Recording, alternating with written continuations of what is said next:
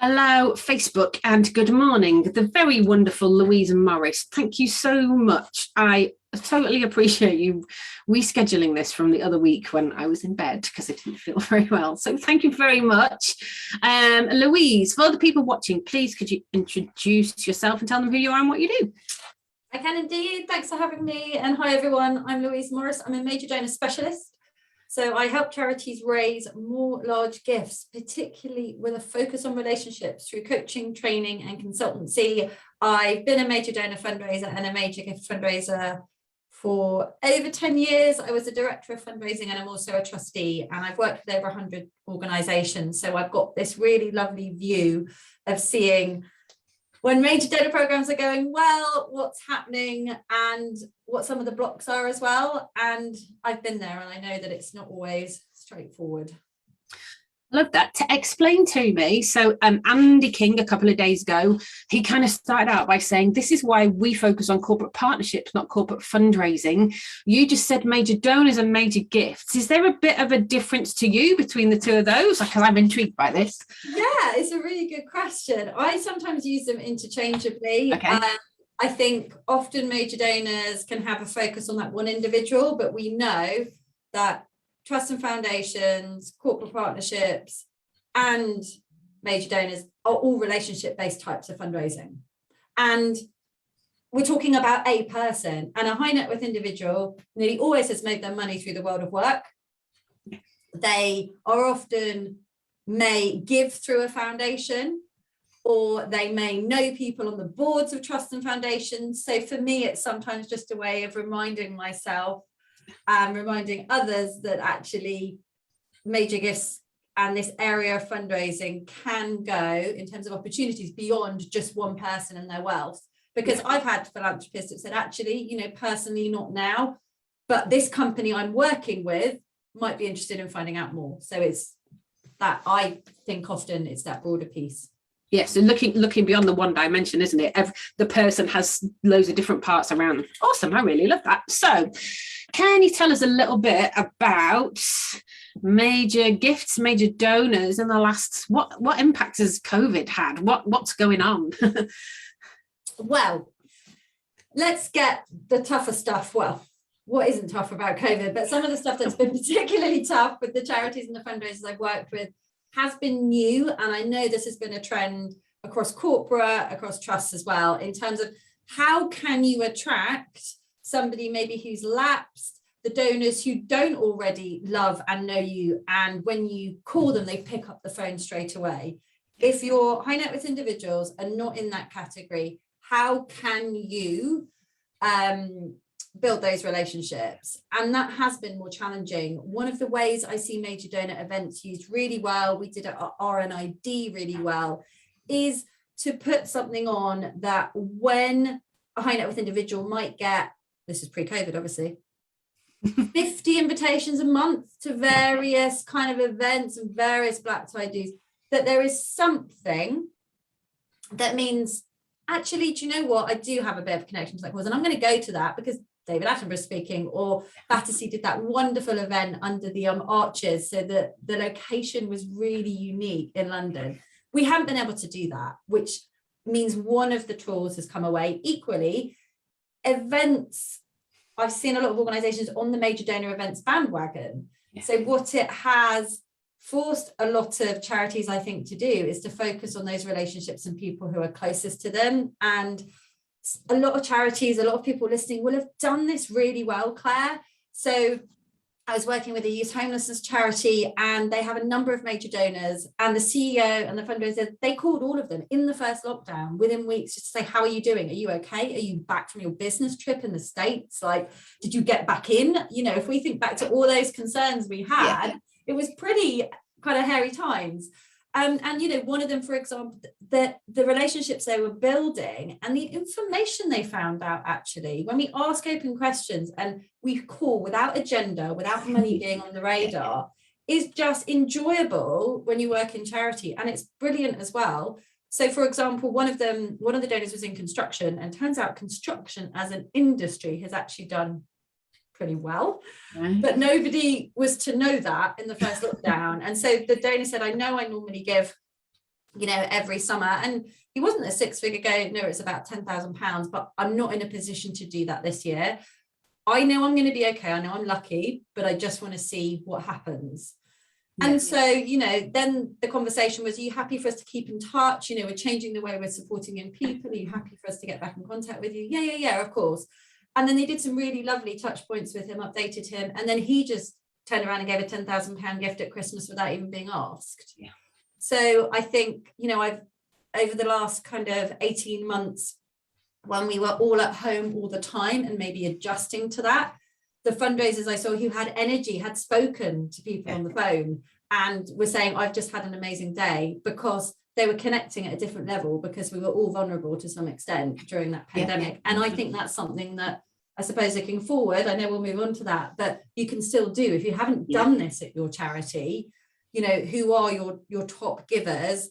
You can even say, it's been maybe you've had a staff post kind of free, maybe you haven't spent the time you wanted to on these relationships. You could call now. Absolutely. And say, I saw you gave last year to our COVID appeal. We are so grateful. Sorry, we haven't been in touch. How much do you know about how your gifts helped? Yeah. Oh, actually, no, not that much. I was a bit surprised I hadn't received anything from you or whatever. Fine, you can tell them. And what prompted you to give? And how did you first get involved? And how have you been over the last 18 months? So those conversations can still happen. And I think COVID's been a real catalyst for those. Amazing. Nice one. And so, if we go to, lots of people are budgeting now, next 12 months, I'm aware you don't have a crystal ball, or if you do, you haven't told us, but what should people be focusing on? Is it that rekindling of relationships? What should people be doing in the next 12 months? Yeah. Well, this is something across fundraising, isn't it? This whole kind of virtual, in-person, what does a new hybrid world look like? And I think for major donor meetings, and we know meetings are so important. Meetings are where you build trust. It's not just where you pitch your charity, you find out about where someone else is coming from, you find out where their interests are. So we know meetings are vital. You now have a new tool, and it sounds really obvious, but that is one of the really tough things about major donor fundraising, is how can we get those conversations? How can we get those meetings? So I was working with a fundraiser the other day who they'd had an approach from a major donor who basically said, I've seen what you're doing in the news. I think you're brilliant. I might want to give a gift, £500,000, £1 million. Let's chat. Exactly. You think, well, this is brilliant. It was still hard to pin down a meeting, and that's somebody coming to you. Yeah. And so she said, I just don't know what to do next. We don't know much about him. And I actually said, well, what do you know about him? So he was city industry, and this was a few months ago, the end of the summer. So I said, well, he might be kind of trying to get teams back to work, or balance his organizations. So is he London based? No, actually, he's not London based. And the charity was. Yeah. He's got like 4 different countries that he spends time in. So you then get a sense of this person's life. And actually, rather than, can you come, when are you free? These are some dates to meet our CEO in London. You're understanding his world, and you're saying, we know you might be traveling, time zones might be an issue. We can meet early or late. How about we do a quick 20 minutes on Zoom? So I think it's about how can we in charities use Zoom, particularly to get those initial meetings. Yes. And then how can you make the most of face-to-face as well? And, I've had lots of conversations with, fundraisers about, we talk about, or I talk quite a lot about major donors really experiencing your cause and really kind of connecting to it. And for some causes, you can do that face-to-face really well. Yeah. And it might be that further down the line, you want to use face-to-face for that. Similarly with events, if you've got a load of really warm supporters, or a mid-level group, or a lower major donor group, virtual, brilliant. A breakfast with the CEO, hearing from the director of programs, that they're probably going to hop on if they're fans of yours. They're not webinared out when it's you and when it's presented is really exciting. Absolutely. And thanking them. But actually, for those donors that we said might be a little bit further away, maybe lapsed, maybe more difficult to get hold of, do you do something in person, or do you do a couple of things across the country in person to draw them in? So I think it's thinking, I think it's using those kind of strategically, and I think a lot of charities are naturally, and you may be doing this, but that's definitely, I think, something that's here to stay. And there is a tendency to kind of want to go back. And I hear a lot, people are Zoomed out, people are webinared out. And I think, well, it kind of depends what it is. It depends how you presented it. And if it's come to an hour-long webinar, I mean, I'm pretty bored by that. And I might not want to do that. Whereas if it's a case of, come and realize how together we've transformed the lives over the past year of these people, I'm like, oh.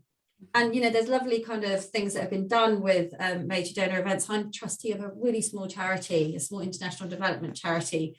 And we had a member of the World Health Organization on a virtual event and got loads of new prospects along, because this was just before the immunization program came out. And they're a health charity around women and children's health. And people were just really keen to ask Anthony Costello from the World Health Organization, what's this vaccine about? And I've heard that, case rates are different in Africa and warmer countries to here. And why is that? So it's kind of this separate hook. Yeah. And they gave these lovely touches. So through the post, they were very sweet. They sent it to me even as a trustee. I got tea from Uganda and snaps from Uganda, the Ugandan link being the charity had done work in Uganda and was talking about that. So I think there are things we can do to make virtual special. Yeah. So if I think looking at both is really important, and how that fits into your strategy and how it fits into your resource and your time, and also geographically where your donors are. Because I've heard donors say, it was brilliant, I didn't have to travel down to London for that. There's charities who've done virtual medical research tours and have had donors say, can you keep it online?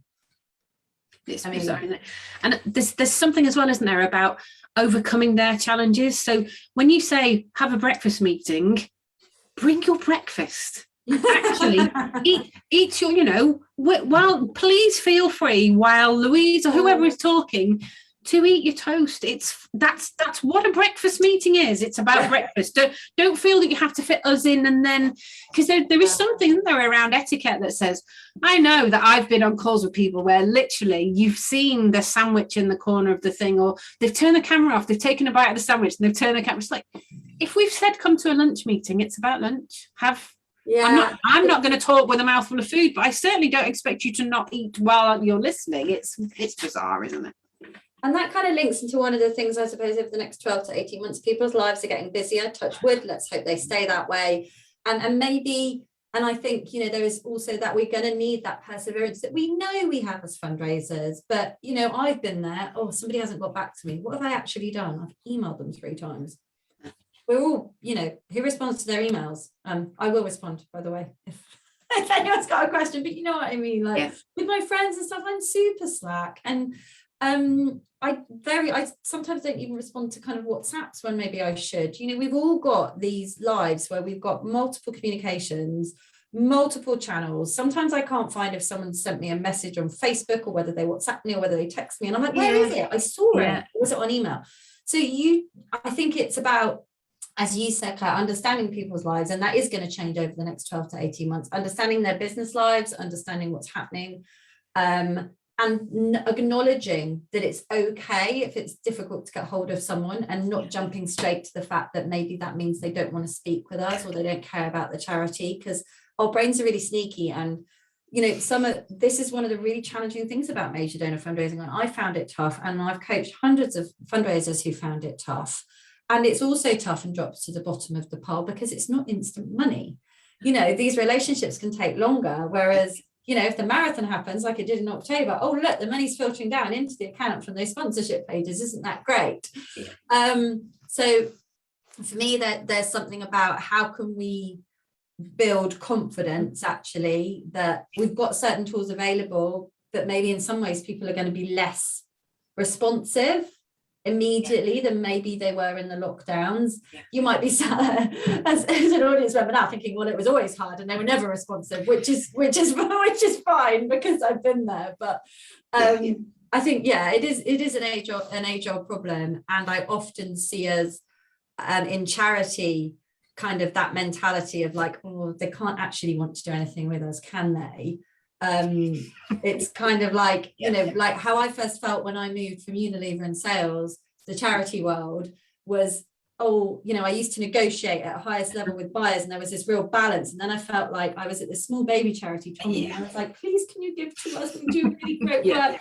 And actually, I think that confidence that you are, you know, I know there are a lot of power dynamics and we could do a whole webinar on that in Major Donor Fundraising, but that actually you are, we won't go into it today, but you are an equal and you are giving someone the chance to do something they really care about. Are they busy? Yes. Do you know how much they care about your cause? Maybe no, maybe you're trying to find out. And will everybody give and will everybody respond to you? No, and that's okay. And I think we will see that more, but it's the charities who do this over 6, 12, 18 months, 24 months, and actually stay the course, who raise more money. And Angie Turner is at the Children's Charity as head of philanthropy, and she did a podcast with Rob Woods and told this wonderful story of how they'd identified people who could give a larger gift, and they identified somebody, I think she was giving about £40 a month, and they started treating her like a major donor, and they didn't get that much back. You know, that's the other thing we get in charities. Well, we're sending these lovely updates and we sent these event invitations. We're not getting anything back. Why aren't they coming back to us? And I think they did some really nice personalized updates. They did some event invitations. She didn't come. Then COVID hit and she called up and gave a £50,000 gift. So, you know, it's kind of staying the course, I think is going to be really important, particularly when maybe at the moment strategies are kind of being thrown up, coming back down, is that actually a lot of this relationship building is major donor fundraising is certainly not rocket science. Sometimes I see a lack of confidence in charities. Are we doing it right? If you're thinking about that person and what is right, that person's lives, Claire, and how busy they are and how they can't manage to eat breakfast and where they're coming from, or if you don't know about that person, if you're aiming to get a conversation to find out more rather than think money, money, money, you will raise larger gifts ultimately. But I think what tends to happen is the more pressure we have on us, and I've been there with targets, the more we think money, money, money, and the less we just bypass people. And we know from countless interviews with philanthropists, and I've spoken to many, nobody wants to be treated like a walking piggy bank. So if you've got 20 minutes with somebody and you pitch your next 5-year strategy, first of all, I'm asleep. And second of all, you haven't even found out why I took the meeting, what I'm interested in. But it's so easy to do when we're under pressure, because we think, I just want to impress and I just want them to give, and they could give. And I think it's the charities that can set the culture, which, you know, Thrive really helps with, of stepping back, that do really well in major donor fundraising and allow any fundraisers working on this to build those relationships and, frankly, to kind of manage upwards. To allow the time that it takes, because that can often be the pressure, can't it? It can be that as a major donor fundraiser, you know that it's about the relationship, but someone else is going, well, why haven't you asked yet? Well, because we're not ready. That's why. It is, there's those pressures come from different places, don't they? They really do. And it's a really misunderstood area of fundraising. So I do lots of kind of sessions with boards and trustees, and quite a few of them in business, when I talk to them about, you know, about finding out about someone, where they're coming from, about that relationship building. A couple of them have looked at me as if I'm a bit mad, and they've gone like, well, I do that in my business world. And it's like, well, we do, but, you know, it's quite easy to forget that when you're a board member and you're looking at the figures and there's a gap to, you know, income target, or you think, well, we recruited someone in this area 6 months ago, why haven't we seen X amount of gifts? And, you know, often, people come to me and they say, it's never worked here. What's it? Major donor fundraising. And it's because that time hasn't been given to it. So I think, you know, leaders in the Thrive program and fundraising leads, whether your title is director, head, manager, whatever, do have a tough role to kind of spend time internally to actually address some of those misconceptions, and to bring trustees, senior team on side.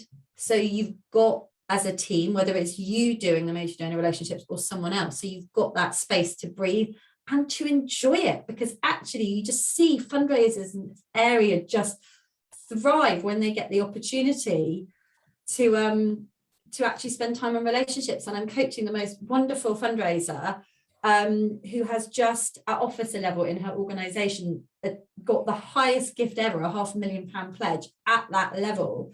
And she has been in her role, given the time to think, given the time to bring that emotional intelligence she's got to the fore. So she's been talking about a couple who keep mentioning to her their Buckingham Palace experience that they went to at the charity like 5-10 years ago. And they clearly loved it, and they loved the royal family. And then she's already thinking about Christmas cards, and they've got a royal patron, and they've got a really small number of Christmas cards signed by the royal patron.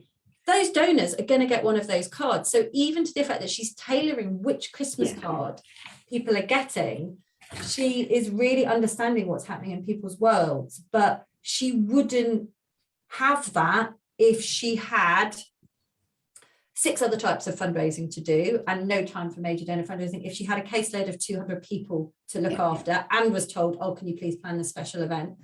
And I think major donor is scalable, and all, you know, the charities in Thrive will have different levels of resource, but it's important to make it realistic. So if it is going to be 2 days a week of your job, we'll focus on 10-15 people and do it well, you know, because we only get one shot with a lot of these people, because you know what it's like if a company or someone says, oh, I'll send that across to you, and then they don't, and you're like, oh, that just gives a really bad impression. And sometimes that happens not because, you know, as fundraisers and charities, we're not good at what we do, but because too many plates are spinning. Absolutely. And then they just drop. Or, you know, staff turnover is really high. I was speaking to somebody earlier, major donor fundraising just stopped for 2 years. And, oh, look, there was a big reduction in giving because no one was actually thanking. And, you know, they're now going back and they've, you know, resurrected some of those relationships. But I think for me as well, the next 12 to 18 months is really important to think, where is major donor fundraising in your strategy? How many new things are you doing? Is it existing and part of that building up? And actually, if you've got existing donors, don't assume you need loads of new ones. And this is something I see all the time. Pressure sometimes from senior team and pressure from fundraisers and fundraising managers. I've done it. You might do it if you're a fundraising leader. Where are the new? We don't look at retention, and we don't seem to understand often, because that next ask is that next new person is so shiny, Claire, and they're so amazing, and there's this wealthy person that's out there, and they could give $1 million. Oh, what, our current donor is only going to give 20k. Well, our current donor has been involved for 5 years, and the philanthropy officer I spoke about, who'd got the biggest gift ever, she presented 3 different ideas, had built an amazing relationship. These donors had given at a quarter of that level before, and they came back and they say, we want to fund all 3 and we want to give £50,000 to an emergency appeal. So there's something there about understanding the wealth of people, but there's also something about not assuming that actually, why are we always looking for these shiny new people? If you've got 10 major donors, how are you making them feel amazing? And if you've got a major donor program already, I think there's definitely something about thinking, where does that fit in the strategy, and how do we provide the time to, that's our job. Our job is to make people feel great about their giving all year round. They might give 50k in August, but how can we make them feel amazing? And that takes a bit of time and headspace, rather than where's the next 50k going? You can do both, brilliant. And if you can work with your trustees on introductions, but if you can only do one thing, just keep them, you know, build those relationships. Absolutely. Amazing. So just tell me a little bit then about Thrive. Tell me about how you found this first 2 quarters and the group, and just tell me what you think of it so far. I've loved it. I'm really glad you asked me to be involved, Claire. It's just it's a bit, there's a certain amount of therapy. I mentioned I was a fundraising director, and actually, I'll be honest, I wasn't very happy as a fundraising director. I really struggled, and I think if Thrive had been there for me, I would have and should have been in a shot. Never regret anything, because if I'd have been really happy, I might not have set up Summit Fundraising, and I love what I do. But I definitely see a need for it. I think fundraising leaders, whether, as I said, you're called a director or a head or a manager, have got a really unique set of pressures. And we've had the last 18 months we've had. I mean, good God, if you're still in your role and you're still, you know, just well done. I mean, take a holiday when you can. It's just relentless. I think fundraising can feel really relentless. And I know I don't have a target anymore in terms of what I do, but I don't underestimate, and I still remember that pressure. And I think I used to work at Unilever with targets, that pressure when there are targets to raise money for something we really care about, when we know what the stakes are, is huge. And you kind of think, how can you do that if you don't look after yourself? So I've loved the groups. There's just like a lot of laughter, which I wasn't necessarily expecting, but is just so important. Just learning from each other. So I'm learning loads of from the charities and the leaders in the group in terms of what they're doing in major donor fundraising, kind of a lot of sharing, really interactive. So certainly I know, you've got some brilliant specialists, Claire, and no one's kind of PowerPointing to people. It's just about what does the group want to get out of today's session and what's the best use of time, because it is a time investment. And sometimes that's kind of group coaching and people have got specific challenges with a major donor or internally. Sometimes that's trying to take the time to think about maybe a new way of doing a major donor approach that might work. And just really kind of, I love, I do webinars and various things, but I just love the kind of more intimate nature of Thrive, which is, smaller group, actually getting to know people, which is where I think, fundraising leaders are going to get huge value from it. And I think it's one of these things that people probably think, well, I don't have the time. And it sounds really cheesy, but I just say kind of probably can't afford to not take the time, because, if fundraising and leading fundraising is definitely a marathon, not a sprint. And we've just been sprinting for so long. I mean, certainly I, even pre-COVID, was sprinting and almost burnt out with it. And I just think it's good. It's bright. It's great. I'd love to see, more people join and just use all of the expertise that, they'll get, not just on the fundraising technical side, because you've got some really great specialists, but from you, Claire, as well.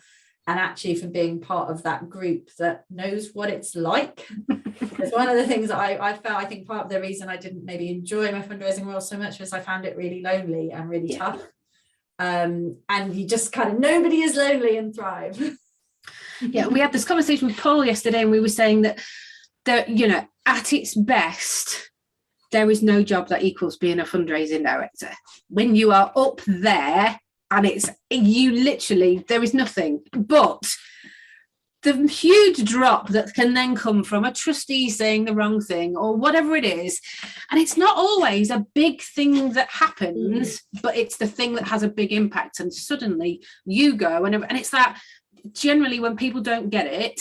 And so it does feel lonely, because you feel the need to protect your team from this thumping thing that's come in, and they're working really hard, and then somebody says, well, they're not very good, are they, because they spend all their day on the phone. It's like, no, they're using social media, and it's easier on a phone than on the 300-year-old computers that we own, and those kinds of things where you just go, ah. And where's the £1 million gift? And you're desperate for that not to get through to your hardworking major donor fundraiser, building amazing relationships. I think there's a really unique set of pressures, absolutely, kind of being in that, whether you're part of formal senior management and being kind of stuck in the middle, as you just said, Claire,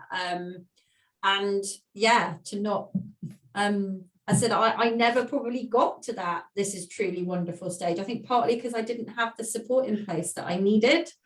I had days but I would love more, but there's such important roles, and yet we know retention in them is crap as a sector. What you're doing, Claire, is so important. How can we build these relationships in charities? How can we if we can't keep people, and if people can't have that balance in their role, even in high pressure roles like fundraising directors, to stay, it's one of the biggest, most important things for the sector, I think, is really how can we look after people. And sometimes, the trustees don't do it, and your CEO doesn't do it, and you have to do it yourself, and you have to say, I'm going to join Thrive, and I'm going to get the budget for it, because I'm in this for the longer haul, and I don't want to burn out after 18 months, or I don't want to have those days. I don't want to have more days in the week where it's a pain than where I'm loving it.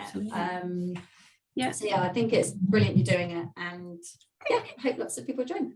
Thank you. So for those people watching, if you do want to join, you've got, I want to go 4.5 days, I think. It closes at 10 o'clock on Monday evening, Monday the 18th of October. That's because the next cohort are joining next week's call. So Wednesday next week, we have cohort 2 joining cohort 1. And literally they're chomping at the bit. When can I get in? When can I go in the Facebook group? When can I go in this? It's like, all starts next week. So you've got till 10 o'clock Monday evening. You need to go to purposedrivenpeople.co.uk/thrive. Go and read the stuff that's in there. If you've got any more questions, if you still go, I'm just not quite sure how it works or how this works, or I don't understand why it's this, or please will you drop me an email, put something in the Facebook group, just send a carrier pigeon, whatever it is, ask the question. This doesn't open again now until March next year. We only open once every 6 months so that we can gel as a group, so that we get that feel, so you need to be in now. If you want some support from Louise about how do I get ready for focusing on my existing major donors rather than going looking for the new ones, we've got the busiest and the most chaotic 3 months that we're kind of in the middle of, and then the slowest, quietest 3 months in this next 6 month period. There is no better time to come and join with a group of people who get it, and then also really take advantage of that month, January, February, March. So come and join us. We would love to have you. Thank you very much, Louise. It's been really kind of you to join us. Thank you very much.